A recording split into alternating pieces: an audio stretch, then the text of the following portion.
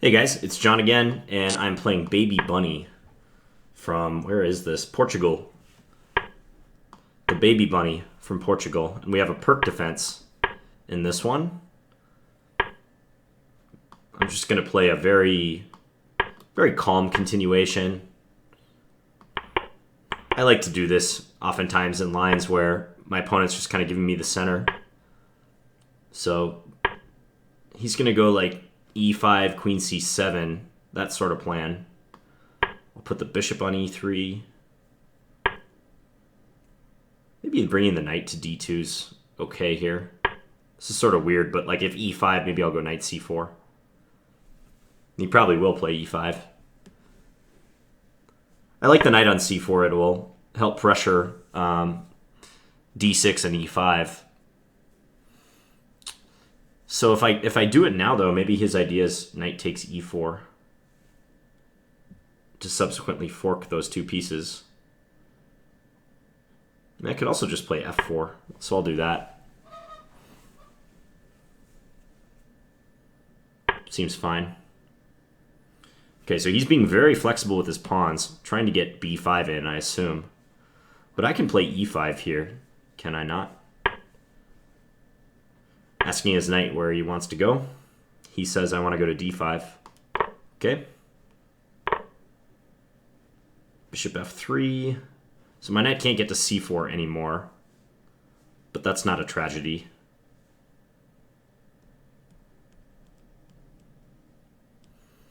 Okay, let's play bishop f3. Let's gain a tempo on this pawn.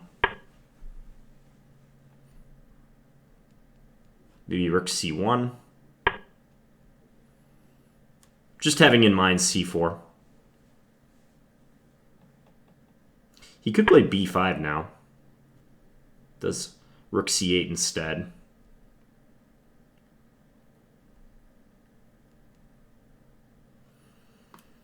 Okay, I'll take his a6 pawn under observation. Also maybe prevent him from playing b5.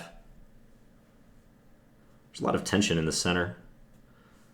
Okay, like now I have a reason to actually play this move, though. Because when he plays e6, he's weakening d6. So if I have a good reason to try to induce a capture on c4, then I can get my knight in and take on d6. Okay, now I want to get the move order right. If I take on d6 right now, he takes on f3. That's not so good. If I trade bishops, he has to take with his queen. I take here, and I'll just be threatening knight d6. Seems like the most forcing thing. And what does he do about that? Almost has to sack an exchange. Or just give me the d-pawn.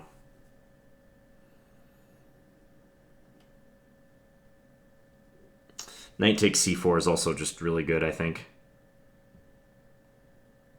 I'm just deciding between good moves.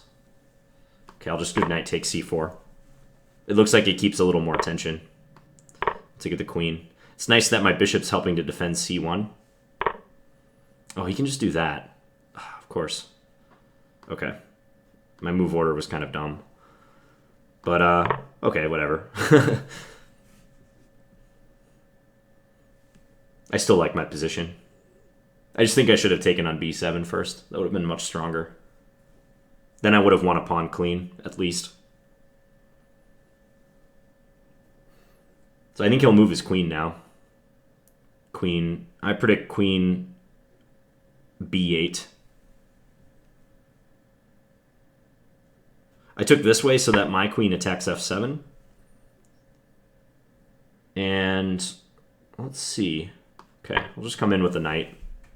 This looks plenty strong.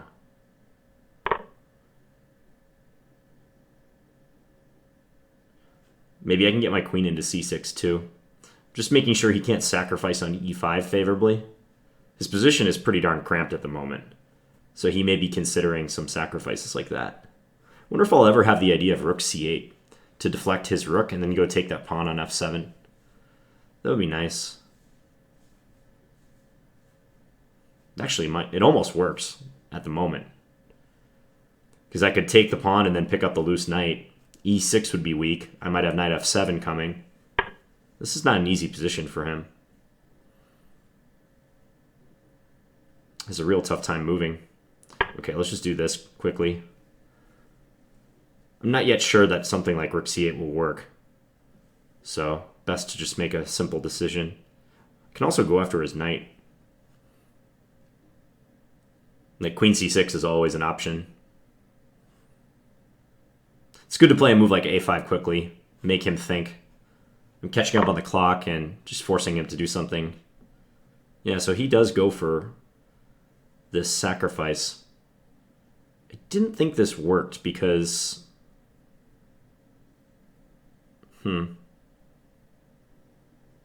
Maybe it actually does, though.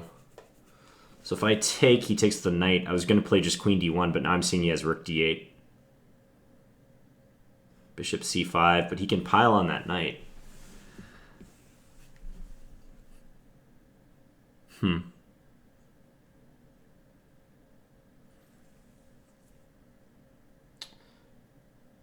Well, regardless, I kind of have to take it.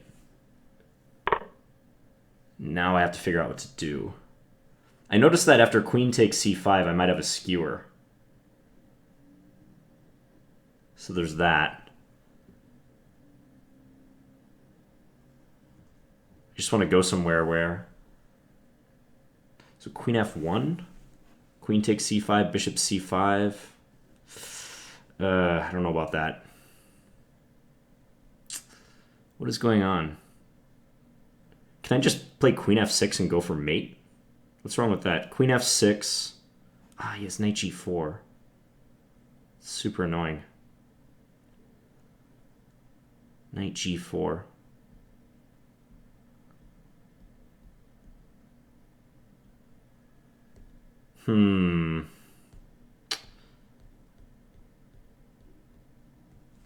My clock is ticking.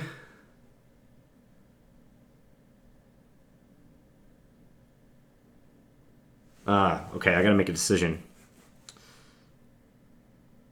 Alright, let's just do this.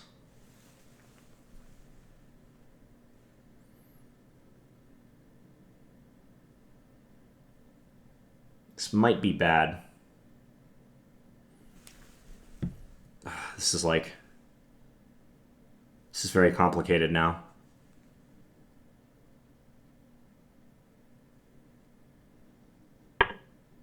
Yeah, he chose a good move. But wait, I can go here. And if he takes d6, I have bishop d4. Problem is I have no time. Bishop d4. Because if bishop h6, he would have queen e5 as a defense. So I don't want to do that. But now I think he's in trouble. I have to be so careful, though. Keep thinking. Give me time to figure out what to do. He's going to sack his queen, I predict. So he kind of has to. There's no other choice. He's going to sack his queen. Yeah, and then do that. I'm just going to go for his a-pawn.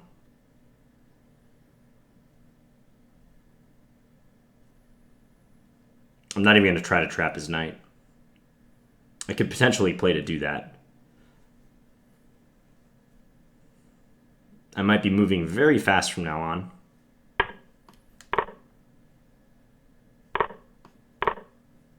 Okay, his knight is like nearly trapped.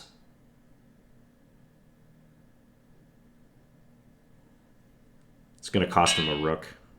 Well, he just disconnected? Really? Okay. Well, he didn't want to try to blitz me out. This would be hard, though, with 17 seconds. I mean, if he plays something like knight c3, I was going to go here. And I'll probably win his rook for just my pawn. But, you know, trying to break down 4 pawns plus a knight in a tight cluster with that amount of time, I might have like roughly, 10-ish seconds left. That wouldn't be easy. So, for example, like this here, like king g7 or something. And we're looking at a scenario like this. Yeah, I'm sure white's winning, but this would actually take a while OTB, I think, to win this position. If he plays, I don't know, something like that. So he has like one weakness, it's f7. So, all right, I just missed an easier win, I'm pretty sure. We'll go back to the beginning and have a look. So, I mentioned that against some of these openings where you're gifted the center, I just like to play calmly, and a lot of like the critical line against the Pirc is definitely the minority attack, or not the minority attack, the Austrian attack, which is f4, and then after that go knight f3, and white tries to use the center pawns to often threaten an early e5. That's definitely the critical line, but thinking about the mentality of the player on the black side here, they probably played against the Austrian attack a number of times, and they probably know more theory than you too, unless you're a very well-prepared player in this line. Because that's how it usually goes. Like, people always prepare their black openings better than their white openings. And if you have like a specialty opening that's not very popular, like the Pirc, I feel like you're just going to be extremely well prepared for the sharp stuff. I know I am at my specialty lines. Like in the Scandinavian, like I know I have an advantage just right off the bat if they go down the main line, because I probably played that main line like 100 times, and they might have played it like 5 times just because it's not a popular opening. So if the opening is like a second tier opening like the Pirc, Pirc's not a terrible opening, but you don't really see many top players playing it, then I think it makes sense to just play something sensible and follow general principles too. You don't feel like you have to, prove a theoretical advantage against it. I like this move, knight d2. Whoa, that was a bad arrow. Knight d2 and menacing the knight to c4 idea. If he had played e5, I would have played knight c4. And as I said, I like the pressure here. My knight is no longer blocking my f-pawn, so I can potentially play f4. Maybe I will force him to take on d4, f4, and I'll get good pressure on d6. That'd be a scenario that I would like. So he played b6, I played f4, he played a6. This seems slightly extravagant to me. I think the position worked out okay for him. Here I played bishop f3, hitting the pawn. And now I tried to organize c4. I didn't pull the trigger on c4 right here because when he just takes and I take back, he'll play queen b8. He'll just drop back. I didn't really see that there was any huge edge there. So I played queen e2. Actually, I was thinking at this moment that maybe b5 was better for him. Even though he played b6 relatively recently. I mean, the move a6 on move 10 was designed to prepare b5. This is kind of a mini minority attack at the moment. Because if I take, he takes. Yeah, he has an isolated pawn, but he has total control over the a file. The c file's half open for him. I can no longer play c4. So I think that deserved attention. Let's see if the engine agrees. Yeah, b5. Gives like rough equality, c3.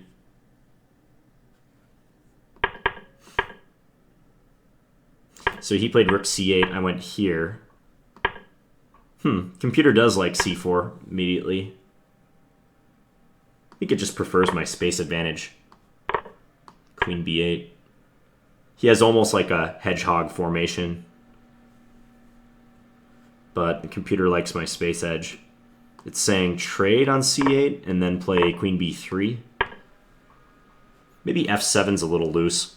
Like if he takes and I take with the knight, there's ideas like e6 or knight g5. He's not quite secure yet. Oh, that's a cool line. If e6, then d5, and white can try to explode the center. That looks fun. So queen e2, and I'm going to turn the engine off because there's one thing I want to check soon. So queen e2 in here. So now I played c4, and I mentioned, like him playing e6, that was a little bit of an inattentive move because now when I go c4, d6 is always weak when my knight lands on that square. Actually, I think he shouldn't even take the pawn. Maybe he should go queen b8 right away and try to stay solid, like take and take here. It's kind of ugly, but it might be his best shot. And for the moment, he has all these points protected.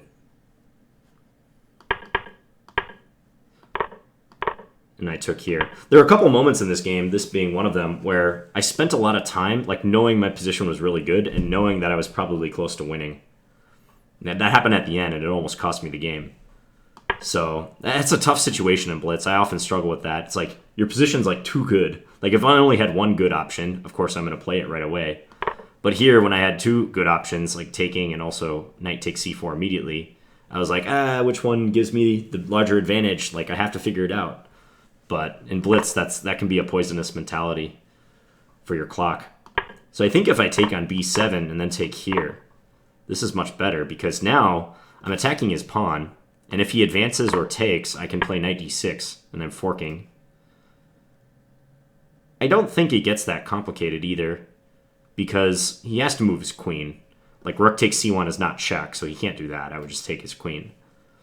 So let's say queen b8, and then I take probably with the knight, although I don't think it really even matters.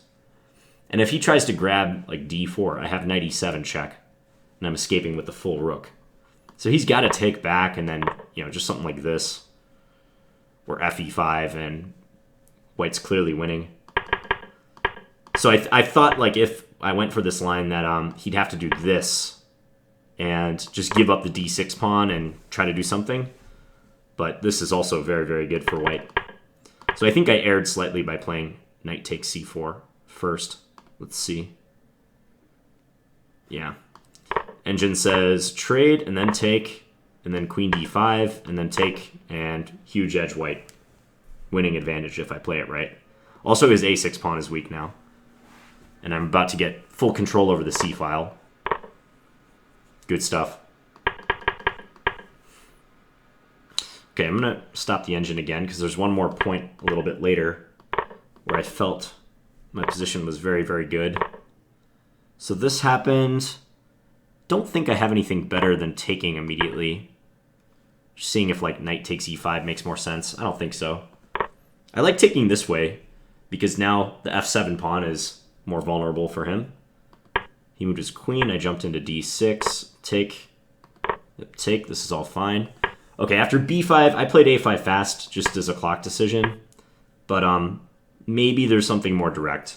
Like I really wanted to go for rook c8. Rook c8's a pretty cool idea. Take and then take. Check. And then I've got all these like mating, not mating necessarily, but stuff is brewing around his king. I take, I'm threatening his rook. He can't go to c1. It's nice for me. If he plays rook d8, he just loses to knight f7, or queen takes d8, and then knight f7. So he'd probably play rook f8. And this was like the type of position, if I had more time, I'd try to like assess it. But maybe white's just good doing something like this. I mean, material-wise, I'm doing awesome. I'm threatening knight f7 too. I'm probably like better, but not winning yet. Maybe he goes queen a7 or something and guards this square. So that's one line that, if I had more time, I would think about. So it's pretty forcing. And also queen c6. Queen c6 is a good option here too. Just attacking his knight and attacking his weak pawns. That might be the most sensible thing to do. Yeah, the computer likes taking and then queen c6. Wins me at least a pawn. His b5 pawn's a goner. So I played this, and then he took here. Well, for that matter, could he try that on the previous move? Apparently he could. Take. Take and knight takes. Yeah, I always thought this was fine for me. I saw this line, but I thought it was fine for me because of queen d1, defending the knight. But he just goes rook d8, renews the threat. It's no good. Okay, so I seriously underestimated this line. Queen f6 like almost works too, with the idea that if takes, bishop h6 with mate threats. But the knight g4 reply is always really good. That's a nice rejoinder that I figured out like halfway through my next big think coming up. And yeah, if I move my queen, he takes. Computer thinks I can draw somehow. Okay, I have to go for an elaborate draw. An elaborate perpetual. Check. Like this. Check.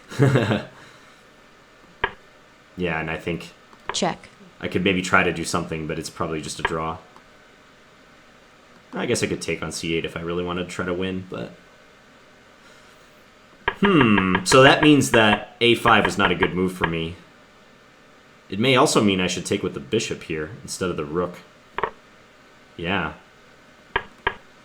You can go so far down the rabbit hole. Does that mean that, knight d6 is a bad move, or that f takes e5 is a bad move? Apparently not. This is good. I should have just taken with the bishop, though, according to the computer.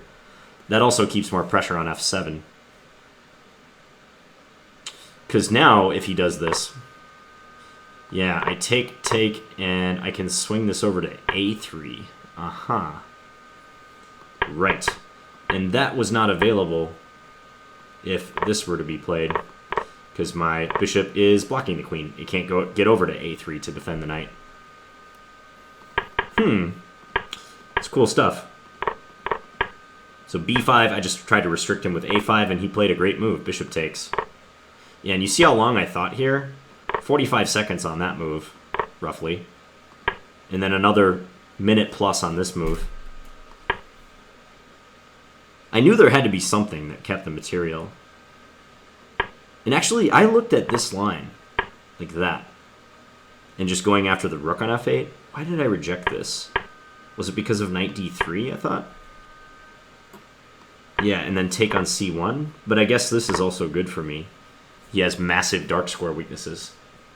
But now it's complicated. I mean, the amount of time I had left on my clock is not enough to really work through all these complications. And the queen f6 move, again, this looks awesome because of takes and then bishop h6. But I saw that he had knight g4. My coordination is thrown off. My queen is going to be overloaded. Like if it comes back to d4 trying to observe both pieces, he just takes, and yeah, I'm much worse now.